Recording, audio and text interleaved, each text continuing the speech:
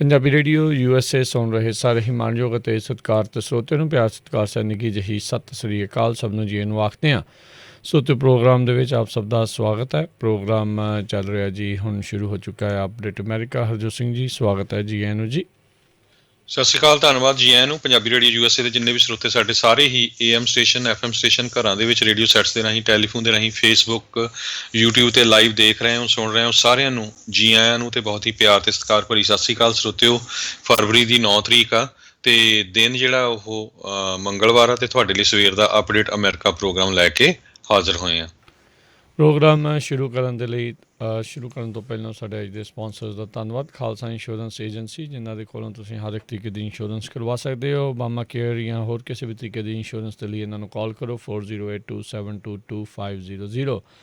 ਨਾਲ ਹੀ Manjeet Singh, Narendra Kaur Kalar, Nachhattar Singh Sangha, Avtar Singh Manjal Clovis, Amarjit Singh Stockton, Amarjit Singh Bains, Satnam Singh, Amarjit Singh Dosanjh Yuba City, Harvinder Singh Stockton, Paramjit Singh Deol Fresno, Sucha Singh Jaskaran Singh, Gurpartap Singh Fresno, Lakhbir Singh Samra Texas, Avtar Singh Rathore Sarjal trucking Fresno, Gurmel Singh Balbir Bassi ਸੋਸਲੀਟੋਸ, ਲਖਵਨ ਸਿੰਘ ਹਰਮਨਸ Kaur Tung Bakersfield, Gurpal Singh Sandhu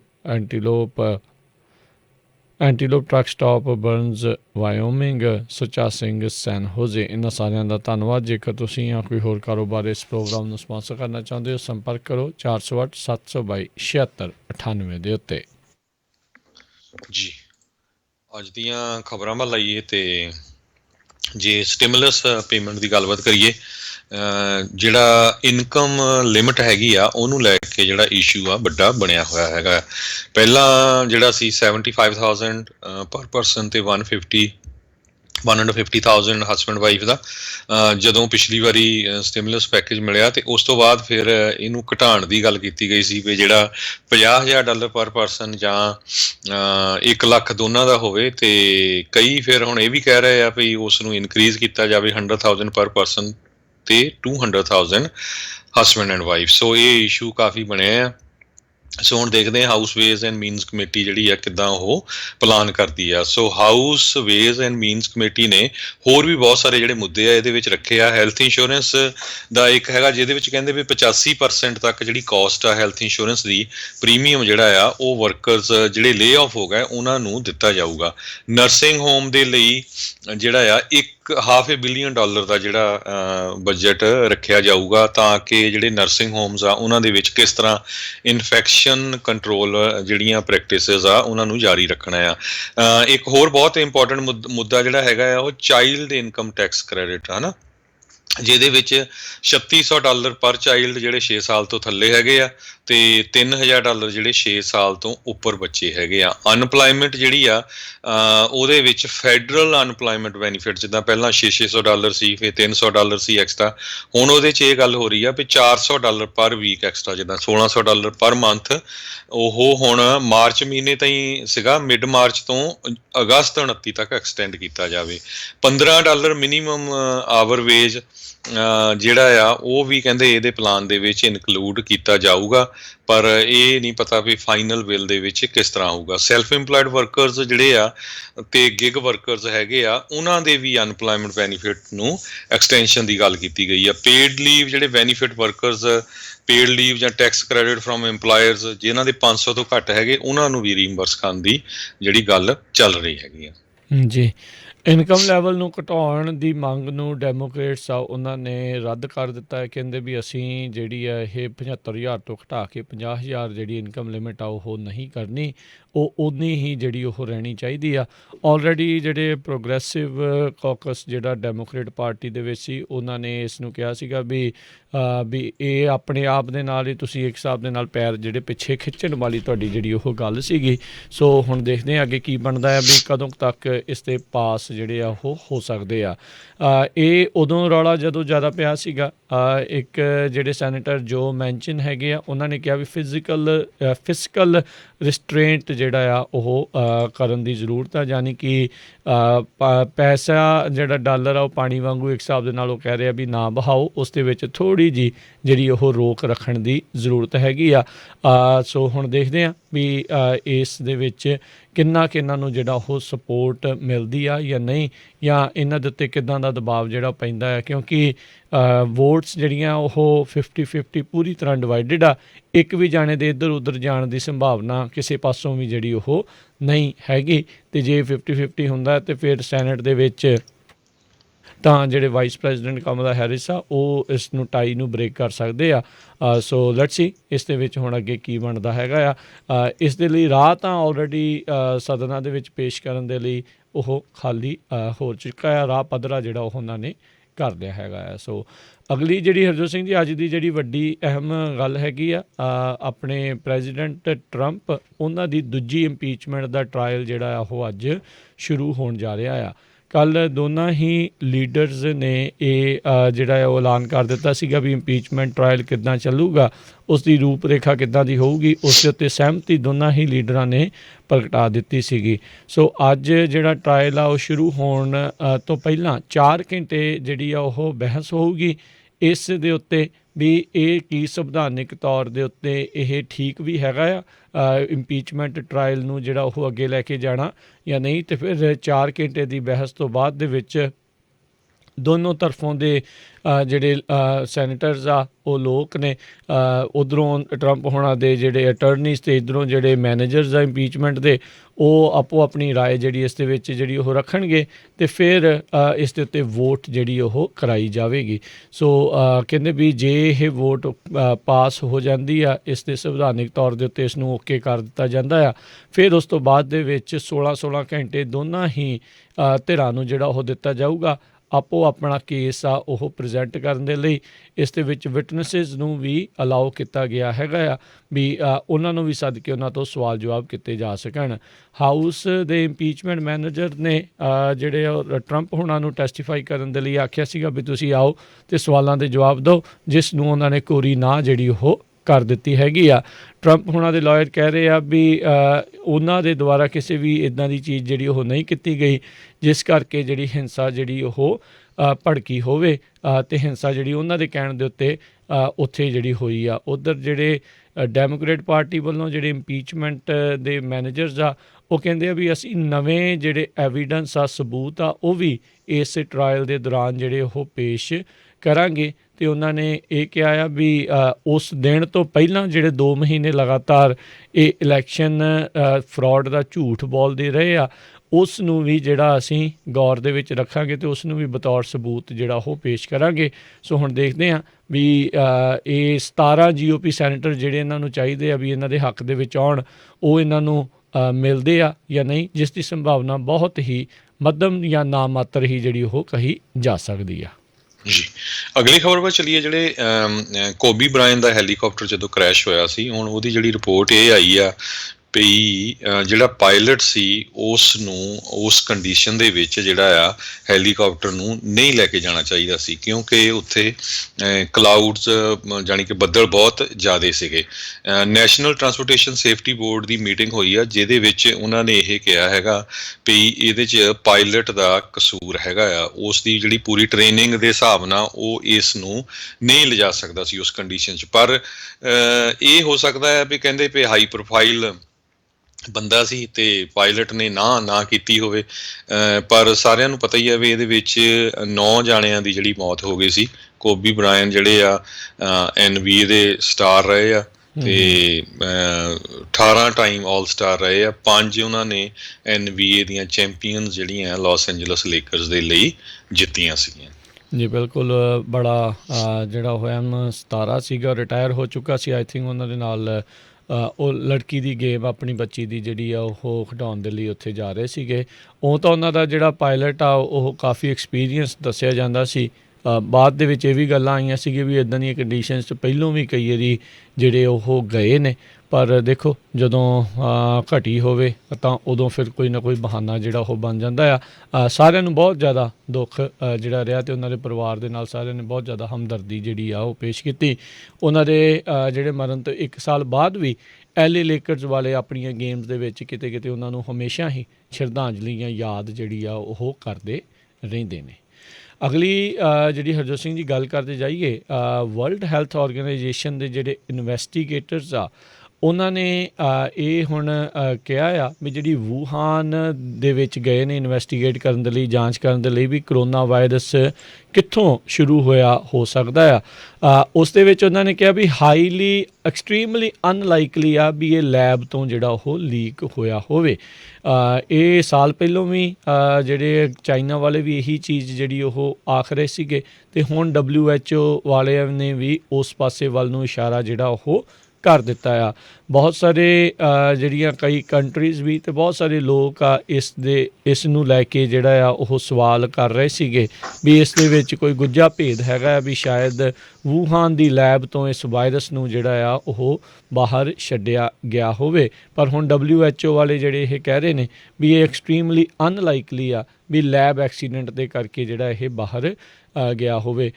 ਜਦੋਂ ਸ਼ੁਰੂਆਤੀ ਦੌਰ ਸੀਗਾ ਕਰੋਨਾ ਵਾਇਰਸ ਦਾ, COVID-19 ਦਾ, ਉਸ ਮੌਕੇ ਇਹਨਾਂ ਨੇ WHO ਜਾਂ ਹੋਰ ਸੰਸਥਾਵਾਂ ਨੂੰ, CDC ਜਾਂ ਕਈਆਂ ਨੂੰ ਉੱਥੇ ਜਾਣ ਤੋਂ ਜਾਂਚ ਕਰਨ ਦੇ ਜਿਹੜੇ ਆ ਉਹ ਰੋਕ ਦਿੱਤਾ ਸੀਗਾ। ਚਾਈਨਾ ਵਾਲਿਆਂ ਨੇ ਵੀ ਇੱਦਾਂ ਜਿਹੜਾ ਤੁਸੀਂ ਨਹੀਂ ਕਰ ਸਕਦੇ, ਅਤੇ ਹੁਣ ਸਾਲ ਬਾਅਦ ਉਹਨਾਂ ਨੇ ਇਹ ਸਾਰਾ ਕੁਛ ਜਿਹੜਾ ਆ ਉਹ ਕੀਤਾ ਆ। ਅਤੇ ਇਸ ਦੇ ਵਿੱਚ ਇਹ ਵੀ ਜ਼ਿਕਰਯੋਗ ਗੱਲ ਹੈਗੀ ਆ ਵੀ ਚਾਈਨਾ ਬਹੁਤ ਹੁਣ ਵੱਡੀ ਅਮਾਊਂਟ WHO ਨੂੰ ਜਿਹੜੀ ਆ ਉਹ ਹਰ ਸਾਲ ਦਿੰਦਾ ਹੈਗਾ ਆ। ਸੋ WHO ਕੀ ਚਾਈਨਾ ਦੇ ਖਿਲਾਫ ਬੋਲਣ ਦੀ ਜੁਰਤ ਰੱਖ ਸਕੂਗਾ? ਇਹ ਵੀ ਜਿਹੜਾ ਇੱਕ ਹੁਣ ਵੱਡਾ ਸਵਾਲ ਇਹਨਾਂ ਦੇ ਸਾਹਮਣੇ ਰਹੇਗਾ।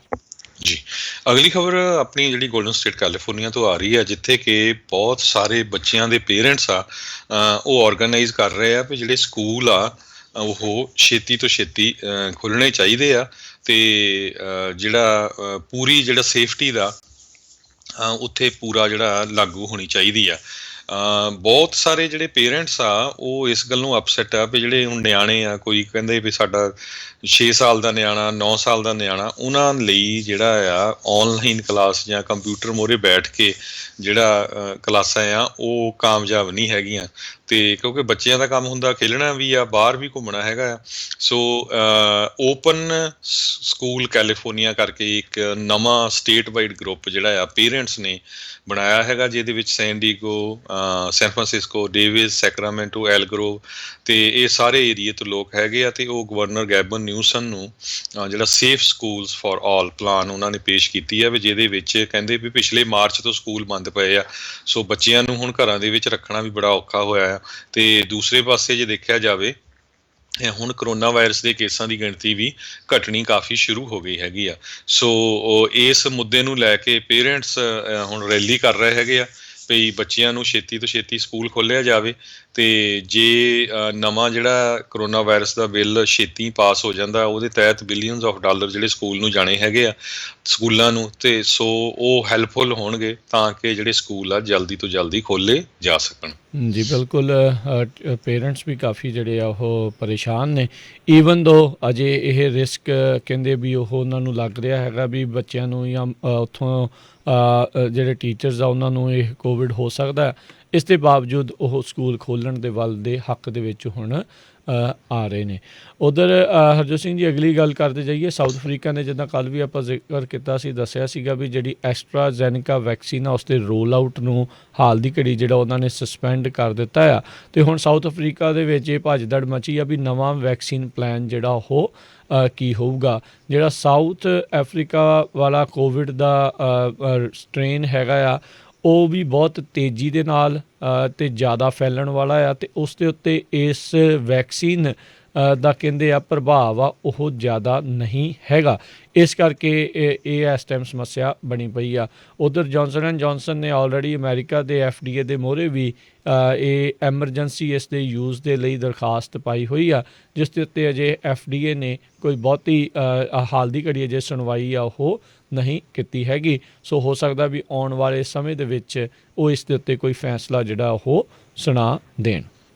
ਜੀ, ਅਗਲੀ ਖਬਰ ਇੱਕ ਆਈਡਾਹੋ ਤੋਂ ਆ ਰਹੀ ਆ, ਜਿੱਥੇ ਕਿ ਆਈਡਾਹੋ ਦੀ ਪੁਲਿਸ ਆਫੀਸਰ ਨੇ ਇੱਕ ਬਿਨਾਂ ਜਿਹੜਾ ਹਥਿਆਰਾਂ ਤੋਂ ਬੰਦਾ ਸੀ ਉਸ ਨੂੰ ਗੋਲੀਆਂ ਦੇ ਨਾਲ ਮਾਰ ਦਿੱਤਾ। ਕਹਿੰਦੇ ਵੀ ਵਾਰਨੋਵਿਲ ਕਾਉਂਟੀ ਦੇ ਸ਼ੈਰਿਫ ਡਿਪਟੀ ਜਿਹੜੇ ਆ ਉਹਨਾਂ ਨੇ ਆਈਡਾਹੋ ਫਾਲਸ ਦੇ ਵਿੱਚ ਇੱਕ ਰੂਟੀਨ ਜਿਹੜਾ ਟ੍ਰੈਫਿਕ ਸਟਾਪ ਆ ਉੱਥੇ ਬੰਦੇ ਨੂੰ ਰੋਕਿਆ ਤੇ ਪੈਸੇਂਜਰ ਕਾਰ 'ਚ ਬੈਠਾ ਰਿਹਾ ਤੇ ਜਿਹੜਾ ਡਰਾਈਵਰ ਸੀ ਉਹ ਭੱਜ ਗਿਆ ਤੇ ਭੱਜ ਕੇ ਨੇਬਰਹੁੱਡ 'ਚ ਚੱਲ ਗਿਆ ਤੇ ਉਹ ਤੋਂ ਬਾਅਦ ਇੱਕ ਨੇਬਰ ਨੇ ਜਿਹੜੀ ਆ ਪੁਲਿਸ ਨੂੰ ਕਾਲ ਕਰਤੀ ਵੀ ਉਹਦੇ ਕੋਲ ਗਨ ਹੈਗੀ ਆ ਤੇ ਜਦੋਂ ਹੋਰ ਪੁਲਿਸ ਵਾਲੇ ਚਲੇ ਗਏ ਤੇ ਉਹਨਾਂ ਨੇ ਬਿਨਾਂ ਕਿਸੇ ਦੇਖਿਆ ਜਿਹੜੇ ਉਹਦੇ ਤੇ ਗੋਲੀਆਂ ਚਲਾਤੀਆਂ ਤੇ ਉਹਦੀ ਜਿਹੜੀ ਮੌਤ ਹੋ ਗਈ। ਲੇਟਰ ਉਹਨੇ ਫਾਈਂਡ ਆਊਟ ਕੀਤਾ ਗਿਆ ਵੀ ਉਹਦੇ ਜਿਹੜੇ ਮਲਟੀਪਲ ਬਰੰਟ ਇਸ਼ੂ ਸੀਗੇ ਅਰੈਸਟ ਦੇ, ਸੋ ਡਰਦਾ ਮਾਰਾ ਜਿਹੜਾ ਭੱਜਾ ਤੇ ਹੁਣ ਜਿਹੜਾ ਆ ਉਹ ਗੋਲੀਆਂ ਦੀ ਜਿਹੜੀ ਭੇਂਟ ਉਹ ਚੜ ਗਿਆ ਹੈਗਾ। ਜੀ ਪੁਲਿਸ ਵਾਲਿਆਂ ਨੇ ਜਿਹੜਾ ਇੱਦਾਂ ਕੀਤਾ ਆ। ਅੱਜ ਇੱਕ ਵਾਈਟ ਹਾਊਸ ਦਾ ਜਿਹੜਾ ਸਾਬਕਾ ਕੋਈ ਅਧਿਕਾਰੀ ਸੀ, ਅਫੀਸ਼ੀਅਲ ਸੀਗਾ, ਉਸਨੇ ਅੱਜ CNN ਦੇ ਨਾਲ ਗੱਲਬਾਤ ਕਰਦੇ ਹੋਏ ਦੱਸਿਆ, ਕਹਿੰਦੇ ਵੀ ਜਿਸ ਟਾਈਮ ਦੇ ਉੱਤੇ ਕੈਪੀਟਲ ਦੀ ਮੌਬ ਕੈਪੀਟਲ ਦੇ ਵਿੱਚ ਹਿੰਸਾ ਕਰ ਰਹੀ ਸੀ, ਉੱਥੇ ਹੜਕੰਪ ਜਿਹੜਾ ਉਹਨਾਂ ਨੇ ਉਹ ਮਚਾਇਆ ਸੀਗਾ, ਉਸ ਟਾਈਮ ਦੇ ਉੱਤੇ ਟਰੰਪ ਜਿਹੜੇ ਆ ਕਹਿੰਦੇ ਬਹੁਤ ਖੁਸ਼ ਹੋ ਰਹੇ ਸੀ। ਇਹ ਜਿਹੜਾ ਉਸਨੇ ਆਪਣੀ ਅੱਜ ਇੰਟਰਵਿਊ ਦੇ ਵਿੱਚ ਇਹ ਗੱਲਬਾਤ ਕੀਤੀ ਆ। ਇਸ ਦੇ ਪ੍ਰਤੀ ਪਹਿਲਾਂ ਵੀ ਕੁਛ ਵੀਡੀਓਜ਼ ਜਿਹੜੀਆਂ ਉਹ ਆਈਆਂ ਸੀ ਜਿਸ ਦੇ ਵਿੱਚ ਟਰੰਪ ਅਤੇ ਉਹਨਾਂ ਦਾ ਪਰਿਵਾਰ ਜਿਹੜਾ ਆ ਉਦੋਂ ਖੁਸ਼ੀ ਮਨਾ ਰਿਹਾ ਸੀਗਾ ਜਦੋਂ ਲੋਕ ਉਸ ਪਾਸੇ ਵੱਲ ਨੂੰ ਜਿਹੜੇ ਉਹ ਜਾ ਰਹੇ ਸੀ ਜਾਂ ਬਹੁਤ ਜ਼ਿਆਦਾ ਵੱਡਾ ਇਕੱਠ ਜਿਹੜਾ ਉਹਨਾਂ ਦੇ ਸਾਹਮਣੇ ਆਇਆ ਸੀ। ਇਹ ਜਿਹੜੇ ਸਾਬਕਾ ਫਾਰਮਰ ਏਡਸ ਜਿਹੜੇ ਆ ਉਹਨਾਂ ਨੇ ਇਸ ਦੇ ਬਾਰੇ ਦੱਸਿਆ ਹੈਗਾ ਆ।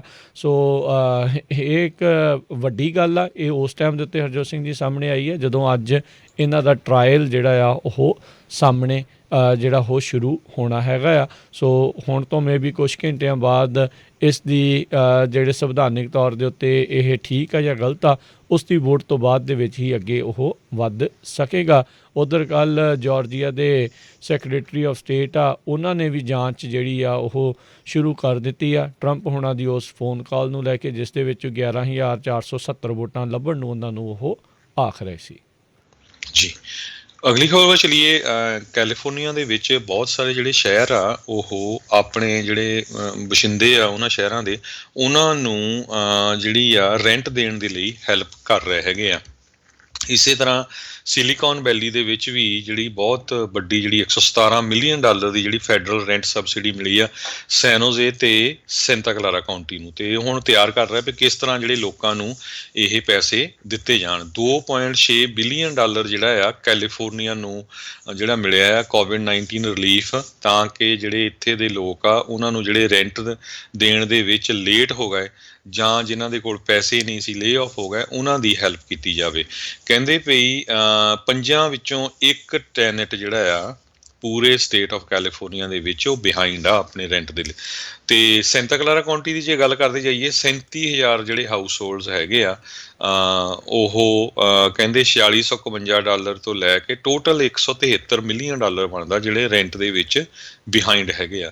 ਸੋ ਵੱਖ-ਵੱਖ ਜਿਹੜੇ ਕੈਲੀਫੋਰਨੀਆ ਦੇ ਸ਼ਹਿਰ ਆ ਤੇ ਕਾਉਂਟੀਜ਼ ਆ ਉਹ ਲੋਕਾਂ ਦੀ ਜਿਹੜੀ ਹੈਲਪ ਕਰ ਰਹੇ ਹੈਗੇ ਆ। ਆਪਾਂ ਵੀ ਅਨਾਊਂਸ ਕਰਦੇ ਰਹਾਂਗੇ। ਪਿਛਲੇ ਸਮੇਂ 'ਚ ਆਪਾਂ ਅਨਾਊਂਸ ਕੀਤਾ ਵੀ ਕਿਸ ਤਰ੍ਹਾਂ ਫ੍ਰੇਜ਼ਨੋ, ਸੈਕਰਾਮੈਂਟੋ, ਐਲਗਰੋਵ ਏਰੀਏ ਦੇ ਵਿੱਚ ਵੀ ਜਿਹੜੀ ਆ ਲੋਕਾਂ ਨੂੰ ਜਿਨ੍ਹਾਂ ਦੀ ਇਨਕਮ ਲੋ ਹੈਗੀ ਆ ਰੈਂਟ ਦੇਣ ਦੀ ਹੈਲਪ ਹੋਈ ਆ। ਤੇ ਫਿਊਚਰ ਦੇ ਵਿੱਚ ਜਦੋਂ ਵੀ ਕੋਈ ਜਿਹੜੀ ਸਿਟੀ ਜਾਂ ਕਾਉਂਟੀ ਜਾਂ ਸ਼ਹਿਰ ਅਨਾਊਂਸ ਕਰਦਾ ਹੈ ਉਹ ਆਪਾਂ ਤੁਹਾਡੇ ਨਾਲ ਸ਼ੇਅਰ ਕਰਦੇ ਰਹਾਂਗੇ। ਜੀ ਜੀ ਅਗਲੀ ਜਿਹੜੀ ਹਰਜੋਤ ਸਿੰਘ ਜੀ ਗੱਲ ਕਰਦੇ ਜਾਈਏ, president Biden, secretary of treasury ਜਿਹੜੇ ਜੈਨਟ ਜੈਲਨ, ਕਹਿੰਦੇ ਅੱਜ ਵੱਡੇ ਜਿਹੜੇ ਕੰਪਨੀਆਂ ਆ ਜਾਂ ਬੈਂਕਾਂ ਆ ਉਹਨਾਂ ਦੇ CEOs ਦੇ ਨਾਲ ਜਿਹੜੀ ਉਹ ਗੱਲਬਾਤ ਕਰਨ ਜਾ ਰਹੇ ਆ, ਜਿਨ੍ਹਾਂ ਦੇ ਵਿੱਚ JP ਮੋਰਗਨ, ਵਾਲਮਾਰਟ, ਗੈਪ ਜਿਹੜੇ ਆ ਉਹਨਾਂ ਦੇ CEOs ਦੇ ਨਾਲ ਮੁਲਾਕਾਤ ਹੋਵੇਗੀ। ਸਟਿਮੂਲਸ ਨੂੰ ਲੈ ਕੇ ਜਿਹੜੀ ਆ ਉਹ ਗੱਲਬਾਤ ਕਹਿੰਦੇ ਕਰਨਗੇ।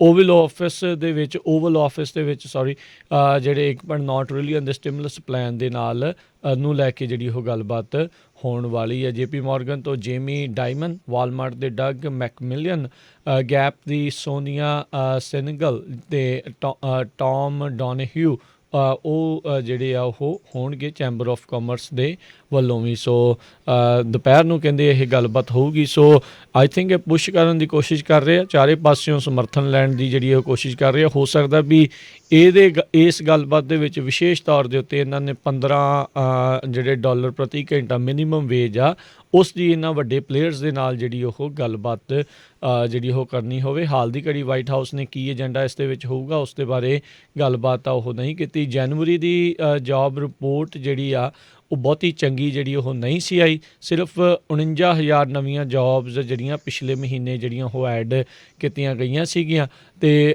ਜਿਹੜੀ ਅਨਇੰਪਲੋਇਮੈਂਟ ਰੇਟ ਆ ਉਹ ਥੋੜ੍ਹੀ ਜਿਹੀ ਪਹਿਲਾਂ ਦੇ ਨਾਲੋਂ ਹੋਰ ਜਿਹੜੀ ਉਹ ਘਟੀ ਸੀ, ਪਰ ਅਜੇ ਵੀ ਪਹਿਲਾਂ ਦੇ ਪ੍ਰੀ ਕੋਵਿਡ ਸਮੇਂ ਤੋਂ ਅਜੇ ਵੀ ਜਿਹੜੀ ਇਹ ਉੱਤੇ ਚੱਲ ਰਹੀ ਆ। 6.7 ਤੋਂ ਘੱਟ ਕੇ 6.3% ਦੇ ਉੱਤੇ ਆਈ ਆ। ਸੋ ਦੇਖਦੇ ਹਾਂ ਆਉਣ ਵਾਲੇ ਸਮੇਂ ਦੇ ਵਿੱਚ ਜਿਹੜਾ ਇਹ ਕੀ ਬਣਦਾ ਹੈਗਾ ਆ।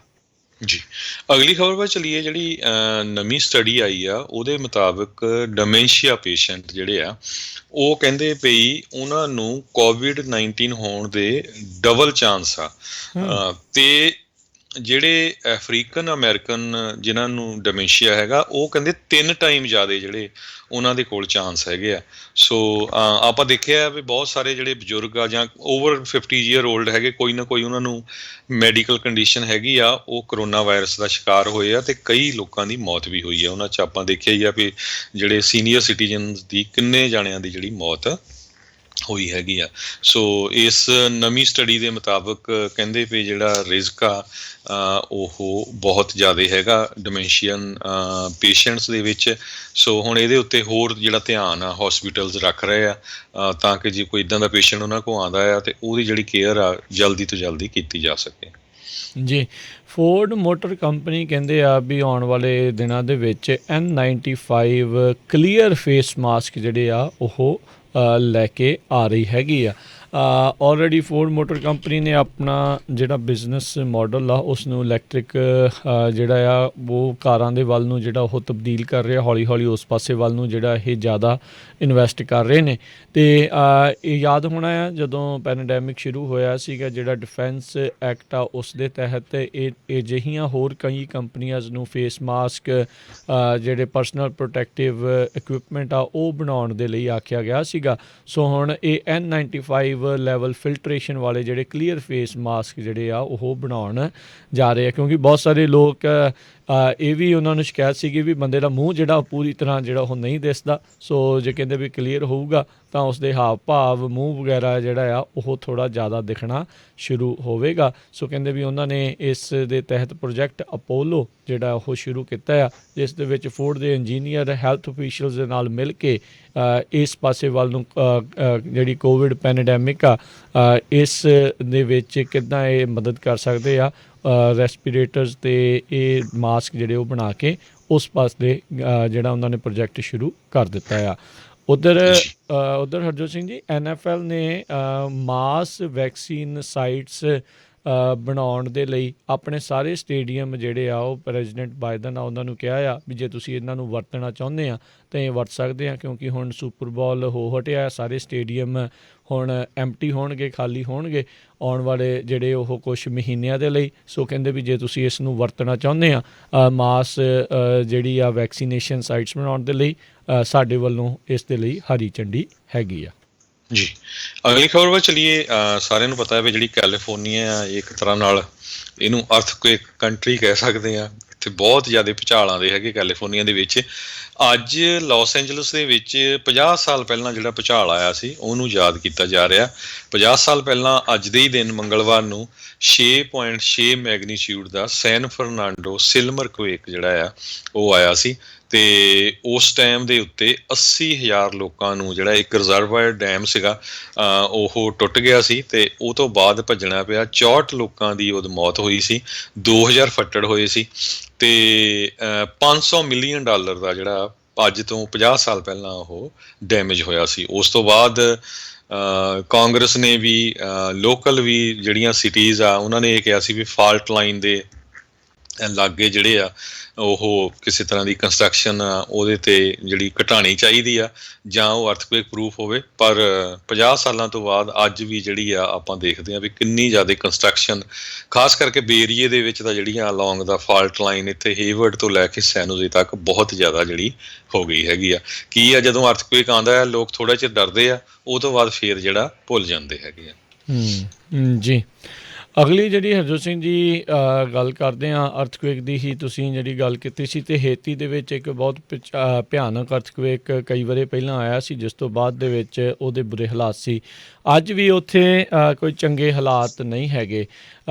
ਇਸ ਮੌਕੇ ਜਿਹੜੇ ਆ ਆਈ ਥਿੰਕ ਹੇਤੀ ਦੇ ਵਿੱਚ ਜਿਹੜੇ ਕਹਿੰਦੇ ਵੀ ਰੌਲਾ ਇਸ ਕਰਕੇ ਵੀ ਹੁਣ ਪਿਆ ਆ ਵੀ ਕਹਿੰਦੇ 20 ਜਿਹੜੇ ਨਿਆਣੇ ਤੇ ਬੱਚੇ ਆ ਉਹਨਾਂ ਨੂੰ US ਤੋਂ ਹੇਤੀ ਦੇ ਵੱਲ ਜਿਹੜਾ ਉਹ ਘੱਲ ਦਿੱਤਾ ਗਿਆ। ਇਸ ਦੇ ਕਰਕੇ US ICS ਦੇ ਖਿਲਾਫ ਜਿਹੜੇ ਕਾਫੀ ਜ਼ਿਆਦਾ ਉੱਥੇ ਨਾਅਰੇਬਾਜ਼ੀਆਂ ਜਿਹੜੀਆਂ ਆ ਉਹ ਦੇਖਣ ਨੂੰ ਮਿਲ ਰਹੀਆਂ ਹੈਗੀਆਂ ਆ। ਸੋ ਕਹਿੰਦੇ ਵੀ ਇੱਕ ਆਊਟਕ੍ਰਾਈ ਆ ਉਹ ਦੇਖਣ ਨੂੰ ਜਿਹੜੀ ਉਹ ਮਿਲੀ ਹੈਗੀ ਆ। ਉਧਰ ਹੇਤੀ ਦੇ ਵਿੱਚ ਇੱਕ ਕਹਿੰਦੇ ਆ ਵੀ ਕੂਪ ਅਟੈਂਪਟ ਜਿਹੜਾ ਉਹ ਕੀਤਾ ਗਿਆ, ਜਿਹੜਾ ਇਸ ਟਾਈਮ ਮੌਜੂਦਾ ਉੱਥੇ ਪ੍ਰੈਜ਼ੀਡੈਂਟ ਆ ਉਸਨੇ ਕਿਹਾ ਆ ਵੀ ਮੈਨੂੰ ਜਿਹੜਾ ਆ ਉਹ ਅਹੁਦੇ ਤੋਂ ਲਾਂਭੇ ਕਰਨ ਦੇ ਲਈ ਜਿਹੜਾ ਇਹਨਾਂ ਨੇ ਕੂਪ ਜਿਹੜਾ ਉਹ ਕੀਤਾ ਆ, ਜਿਸ ਦੇ ਕਰਕੇ ਉਹਨਾਂ ਨੇ 20 ਲੋਕਾਂ ਨੂੰ ਉੱਥੇ ਗ੍ਰਿਫਤਾਰ ਕਰ ਲਿਆ ਹੈਗਾ ਆ। ਮਸਲਾ ਕਹਿੰਦੇ ਵੀ ਉੱਥੇ ਇਹ ਬਣਿਆ ਪਿਆ ਆ ਵੀ ਟਰਮ ਜਿਹੜੀ ਆ ਉਹ ਜਿਹੜੇ ਮੌਜੂਦਾ ਉੱਥੇ ਦੇ ਰਾਸ਼ਟਰਪਤੀ ਆ ਉਸ ਦੀ ਕਦੋਂ ਸ਼ੁਰੂ ਹੋਈ ਆ। ਜਦੋਂ ਹੇਤੀ ਦੇ ਵਿੱਚ ਪਿਛਲੀ ਵਾਰੀ ਇਲੈਕਸ਼ਨ ਹੋਈਆਂ ਸੀ ਉਦੋਂ ਤਕਰੀਬਨ 14 ਕੁ ਮਹੀਨੇ ਜਿਹੜਾ ਕਾਰਜਕਾਰੀ ਜਿਹੜਾ ਆ ਉਹ ਰਾਸ਼ਟਰਪਤੀ ਉੱਥੇ ਰਿਹਾ ਸੀ ਅਤੇ ਜਿਹੜਾ ਹੁਣ ਮੌਜੂਦਾ ਰਾਸ਼ਟਰਪਤੀ ਆ ਉਹ ਜੋਵਨਲ ਮੋਸ ਜਿਹੜਾ ਆ ਉਸ ਨੇ ਜਿਹੜਾ ਆਪਣਾ ਕੰਮਕਾਜ ਜਿਹੜਾ ਉਹ ਸਾਂਭਿਆ ਸੀ ਅਤੇ ਇਸ ਲਈ ਉਹ ਕਹਿ ਰਿਹਾ ਵੀ ਮੇਰਾ ਅਜੇ 1 ਸਾਲ ਪਿਆ ਆ। ਪਰ ਵਿਰੋਧੀ ਧਿਰ ਵਾਲੇ ਕਹਿ ਰਿਹਾ ਵੀ ਨਹੀਂ, ਕਿਉਂਕਿ ਤੇਰਾ 2016 ਦੇ ਵਿੱਚ ਸ਼ੁਰੂ ਹੋ ਗਿਆ ਸੀਗਾ, ਇਸ ਲਈ ਤੈਨੂੰ ਜਿਹੜਾ ਹੁਣ ਲਾਂਭੇ ਹੋਣਾ ਪੈਣਾ ਆ। ਸੋ ਕਹਿੰਦੇ ਵੀ 20 ਜਾਣਿਆਂ ਨੂੰ ਇਹਨਾਂ ਨੇ ਹੁਣ ਉਸ ਮਾਮਲੇ ਦੇ ਵਿੱਚ ਗ੍ਰਿਫਤਾਰ ਕੀਤਾ ਹੈਗਾ ਆ। ਇਹ ਦੇਖਣਾ ਹੋਊਗਾ ਵੀ ਹੇਤੀ ਦੇ ਵਿੱਚ ਆਉਣ ਵਾਲੇ ਦਿਨਾਂ ਦੇ ਵਿੱਚ ਜਿਹੜਾ ਸਿਆਸੀ ਸਮੀਕਰਨ ਆ ਉਹ ਕਿੱਦਾਂ ਦੇ ਜਿਹੜੇ ਉਹ ਬਣਦੇ ਨੇ। ਜੀ, ਤੇ ਰਾਜਕਨਵੀਰ ਸਿੰਘ ਜੀ ਸਾਡੇ ਨਾਲ ਮੋਹਨ ਚੀਮਾ ਜੀ ਉਹਨਾਂ ਨੇ ਵੀ ਜੁੜਨਾ ਜੀ। ਮੇਰੀ ਗੱਲਬਾਤ ਜੇ ਮੈਂ ਟਰਾਈ ਕਰ ਰਿਹਾ ਵੀ ਜੀ ਉਹਨਾਂ ਦੇ ਨਾਲ ਆਪਾਂ ਜੁੜੀਏ, ਅਤੇ ਪਰ ਉਸ ਤੋਂ ਪਹਿਲਾਂ ਜਿਹੜੀ ਇੱਕ ਹੋਰ ਆਪਾਂ ਖਬਰ ਦੇ ਉੱਤੇ ਜੇ ਚਰਚਾ ਕਰਦੇ ਜਾਈਏ, ਇੱਕ ਹੋਰ ਬੰਦਾ ਜਿਹੜਾ ਕੈਪੀਟਲ ਰਾਈਟਸ ਦੇ ਵਿੱਚ ਆ ਉਸ ਨੂੰ ਚਾਰਜ ਕੀਤਾ ਗਿਆ ਆ। ਉਸ ਦੇ ਲਾਇਰ ਜਿਹੜਾ ਉਹ ਦੱਸ ਰਿਹਾ ਵੀ ਕਹਿੰਦਾ ਵੀ ਉਹ ਇੱਕ ਟਾਈਮ ਦੇ ਉੱਤੇ FBI ਦੇ ਲਈ ਵੀ ਕੰਮ ਕਰਦਾ ਹੁੰਦਾ ਸੀ। ਸੋ ਅਗਲੀ ਜੇ ਮੌਰਗੇਜ ਦੀ ਗੱਲ ਕਰਦੇ ਜਾਈਏ, COVID-19 ਜਿਹੜਾ ਮੌਰਗੇਜ ਰਿਲੀਫ ਆ ਉਹ ਹੁਣ ਮਾਰਚ ਮਹੀਨੇ ਦੇ ਵਿੱਚ ਕਹਿੰਦੇ ਐਂਡ ਹੋ ਜਾਣੀ ਆ, ਅਨਲੈਸ ਕਿ ਉਸ ਨੂੰ ਜਿਹੜਾ ਐਕਸਟੈਂਡ ਕੀਤਾ ਜਾਵੇ। 2.7 ਮਿਲੀਅਨ ਲੋਕਾਂ ਨੇ ਇਹ ਜਿਹੜਾ ਮੌਰਗੇਜ ਰਿਲੀਫ ਦੇ ਅੰਡਰ ਜਿਹੜੀ ਫੋਰਬੀਅਰੈਂਸ ਸੀਗੀ ਉਹ ਪਲਾਨਸ ਨੂੰ ਚੂਜ਼ ਕੀਤਾ ਸੀ। ਕਿਸੇ ਨੇ ਮਾਰਚ ਕੀਤਾ, ਕਿਸੇ ਨੇ ਅਪ੍ਰੈਲ, ਕਿਸੇ ਨੇ ਮਈ ਜਾਂ ਜੂਨ ਦੇ ਵਿੱਚ। ਅਤੇ ਹਜੇ ਵੀ ਬਹੁਤ ਸਾਰੇ ਜਿਹੜੇ ਲੋਕ ਆ ਉਹਨਾਂ ਦੀ ਕੰਡੀਸ਼ਨ ਮਾੜੀ ਆ ਜਿਹੜੀਆਂ ਕਿ ਆਪਣੀ ਮੌਰਗੇਜ ਨਹੀਂ ਦੇ ਸਕਦੇ। ਸੋ ਸਰੋਤਿਆਂ ਨੂੰ ਯਾਦ ਹੋਊਗਾ ਵੀ ਮੌਰਗੇਜ ਨੂੰ ਐਕਸਟੈਂਡ ਕੀਤਾ ਗਿਆ ਸੀ ਇੱਕ ਤਰ੍ਹਾਂ ਦੇ ਨਾਲ। ਅਤੇ ਪਰ ਅੱਜ ਤੋਂ ਪਿਛਲੇ ਸਾਲ ਜੇ ਮਾਰਚ ਮਹੀਨੇ ਦਾ ਦੇਖਿਆ ਜਾਵੇ ਇੰਟਰਸਟ ਰੇਟ ਉਦੋਂ ਕਿੰਨਾ ਸੀ ਅਤੇ ਅੱਜ ਦੀ ਰੇਟ ਦੇ ਵਿੱਚ ਕਿੰਨਾ ਆ। ਸੋ ਇਹ ਕਾਫੀ ਜ਼ਿਆਦਾ ਜਿਹੜਾ ਫਰਕ ਹੈਗਾ ਆ। ਸੋ ਜੇ ਇਹਦੇ ਉੱਤੇ ਕੁਛ ਨਹੀਂ ਹੁੰਦਾ, ਜਿਹੜਾ ਬਾਈਡਨ ਐਡਮਿਨਿਸਟ੍ਰੇਸ਼ਨ ਆ ਉਹ ਨਹੀਂ ਐਕਸਟੈਂਡ ਕਰਦੇ, ਅਤੇ ਇਹਦਾ ਜਿਹੜਾ ਆ ਇਕੋਨਮੀ ਦੇ ਉੱਤੇ ਜਿਹੜਾ ਕਾਫੀ ਅਸਰ ਪਊਗਾ। ਬਹੁਤ ਸਾਰੇ ਲੋਕ ਜਿਹੜੇ ਆ ਉਹਨਾਂ ਦੇ ਘਰ ਫੋਰਕਲੋਜ਼ ਵੀ ਹੋ ਸਕਦੇ ਹੈਗੇ ਆ। ਟੈਨੈਂਟਸ ਤਾਂ ਅਸੀਂ ਦੱਸਿਆ ਜਾਂ ਰੈਂਟਰਸ ਦੀ ਜਿਹੜੀ ਕਿੰਨੀ ਬੁਰੀ ਪੋਜੀਸ਼ਨ ਹੈਗੀ ਆ। ਜੀ ਬਿਲਕੁਲ। ਸੋ ਜਿਹੜੀ ਖਬਰ ਮੈਂ ਪਹਿਲਾਂ ਦੱਸ ਰਿਹਾ ਸੀਗਾ ਵੀ ਉਹ ਜਿਹੜਾ FBI ਦੇ ਲਈ ਕੰਮ ਕਰਨ ਵਾਲਾ ਸੀਗਾ ਉਹ ਇਸ ਮੌਕੇ ਕਹਿੰਦੇ ਵੀ ਉਹ ਲੀਡਰ ਸੀਗਾ for right oath keepers Malaysia ਜਿਹੜਾ ਉਹ ਗਰੁੱਪ ਦਾ। ਇਹ ਉਹਨਾਂ ਦੇ ਉਹ ਇੱਕ ਅਜਿਹੀ ਜਿਹੜੀ ਜਥੇਬੰਦੀ ਆ ਜਿਨ੍ਹਾਂ ਨੇ ਜਿਹੜਾ ਉਸ ਟਾਈਮ ਦੇ ਉੱਤੇ ਹਾਊਸ ਦੇ ਵਿੱਚ ਜਿਹੜਾ ਉਹ ਹਮਲਾ ਕੀਤਾ ਸੀ, ਅਟੈਕ ਜਿਹੜਾ ਉਹ ਕੀਤਾ ਸੀਗਾ। ਥੋਮਸ ਕਾਲਡਵੈਲ ਕਹਿੰਦੇ ਆ ਇਹ ਰਿਹਾ ਆ 1979 ਦੇ ਜਿਹੜੇ ਆ ਉਹ ਸਾਲ ਦੇ ਵਿੱਚ ਇਸ ਕੋਲ ਟੌਪ ਸੀਕਰਟ ਸਿਕਿਉਰਿਟੀ ਕਲੀਅਰੈਂਸ ਜਿਹੜੀ ਉਹ ਰਹੀ ਸੀ। ਸੋ ਇਹ ਹੁਣ ਪਤਾ ਨਹੀਂ ਹੈ ਇਸ ਦਾ ਕੀ ਜਿਹੜਾ ਉਹ ਮਤਲਬ ਜਿਹੜਾ ਓਵਰਆਲ ਰਹੇਗਾ। ਜਿਹੜਾ ਬਹੁਤ ਸਾਰੇ ਲੋਕ ਰੌਲਾ ਜਿਹੜਾ ਸੀਗਾ ਜਾਂ ਗੱਲਾਂ ਜਿਹੜੀਆਂ ਉਹ ਸੀਗੀਆਂ ਵੀ FBI ਜਾਂ ਹੋਰ ਕੀ ਕੋਈ ਇਨਵੋਲਵ ਸੀਗੇ ਇਹ ਸਾਰੀਆਂ ਜਿਹੜੀਆਂ ਚੀਜ਼ਾਂ ਦੇ ਵਿੱਚ, ਅਜਿਹੀਆਂ ਜਿਹੜੀਆਂ ਗੱਲਾਂ ਆ ਉਹ ਹੁਣ ਸਾਹਮਣੇ ਆਊਗੀ। ਪਰ ਇਹ ਲੰਮੇ ਸਮੇਂ ਤੋਂ ਇੱਕ ਫਾਰ ਰਾਈਟ ਗਰੁੱਪ ਆ ਉਸ ਨੂੰ ਇਹ ਓਥ ਕੀਪਰਸ ਕਰਕੇ ਜਿਹੜਾ ਹੈਗਾ ਆ ਉਸ ਨੂੰ ਇਹ ਲੀਡ ਕਰਦਾ ਆ ਰਿਹਾ ਸੀਗਾ। ਜੀ ਜੀ ਅਤੇ ਸਮਾਂ ਵੀ ਆਪਣੇ ਅੱਜ ਦੇ ਪ੍ਰੋਗਰਾਮ ਦਾ ਜਿਹੜਾ ਉਹ ਹੁਣ ਜਿਹੜਾ ਉਹ ਸਮਾਪਤ ਜਿਹੜਾ ਉਹ ਹੁੰਦਾ ਹੈਗਾ ਆ। ਸੋ ਜਿੱਦਾਂ ਤੁਸੀਂ ਆਲਰੇਡੀ ਦੱਸ ਹੀ ਚੁੱਕੇ ਆ ਵੀ ਜਿਹੜੀ ਖਾਸ ਕਰਕੇ ਮੌਰਗੇਜਸ ਨੂੰ ਉਹਨਾਂ ਸਾਰੀਆਂ ਚੀਜ਼ਾਂ ਨੂੰ ਰੈਂਟ ਨੂੰ ਲੈ ਕੇ ਹਰ ਇੱਕ ਪਾਸੇ ਹੀ ਜਿਹੜਾ ਆ ਉਹ ਹੱਲਾ ਗੁੱਲਾ ਜਿਹੜਾ ਉਹ ਪੂਰਾ ਚੱਲ ਰਿਹਾ ਆ।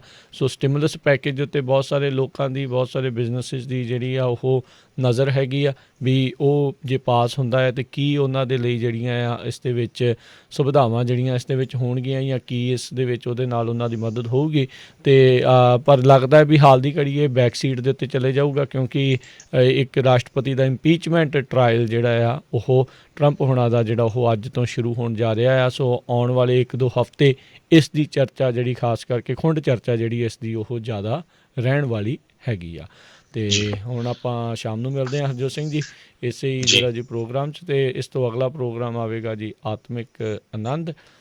ਉਸ ਤੋਂ ਬਾਅਦ 'ਚ ਪ੍ਰੋਗਰਾਮ 11 ਵਜੇ ਹਾਸੇ ਚਾਰੇ ਪਾਸੇ, 12:30 ਵਜੇ ਪ੍ਰੋਗਰਾਮ ਕੁਝ ਗੱਲਾਂ ਕੁਝ ਗੀਤ, 2 ਵਜੇ ਪ੍ਰੋਗਰਾਮ ਨਜ਼ਰੀਆ, ਅਤੇ 4 ਵਜੇ ਅੱਜ ਸਿਹਤ ਸੰਭਾਲ ਹੋਮ ਰੈਮੀਡੀਜ਼ ਦਾ ਜਿਹੜਾ ਇਹ ਪ੍ਰੋਗਰਾਮ ਆ ਉਹ ਆਵੇਗਾ 4 ਤੋਂ 5:30 ਵਜੇ ਤੱਕ, ਜਿਸ ਦੇ ਵਿੱਚ ਤੁਹਾਡੀਆਂ ਅੱਜ ਮੰਗਲਵਾਰ ਦੇ ਦਿਨ ਕਾਲਸ ਵੀ ਲਈਆਂ ਜਾਂਦੀਆਂ ਆ। ਅਤੇ ਫਿਰ 5:30 ਤੋਂ 7:30 ਵਜੇ ਤੱਕ ਆਪਾਂ ਸ਼ਾਮ ਦੇ ਦੀਵਾਨ ਗੁਰਬਾਣੀ ਦੇ ਪ੍ਰੋਗਰਾਮ ਸਰਵਣ ਕਰਾਂਗੇ।